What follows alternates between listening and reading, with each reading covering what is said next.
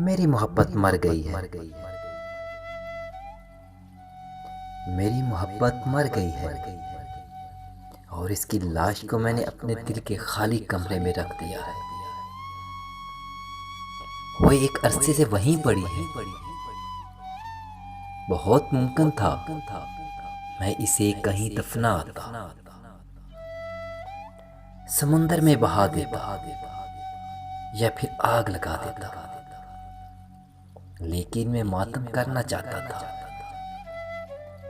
सोग मनाना चाहता था। मैंने हर रात इस पर आंसू बहाए थे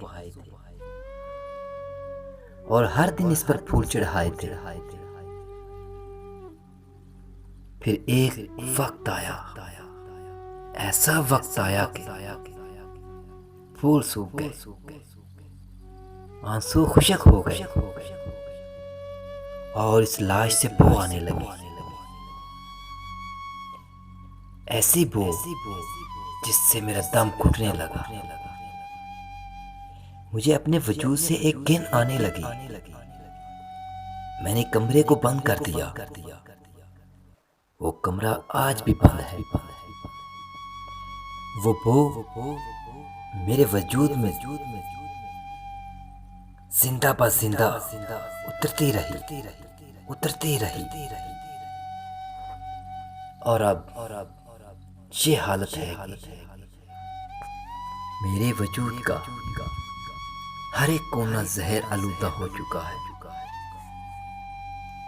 ना मैं हंस सकता हूँ, न रो सकता हूँ, न मुझे नींद आती है, न मेरी आंखों से अंधेरा गायब होता है।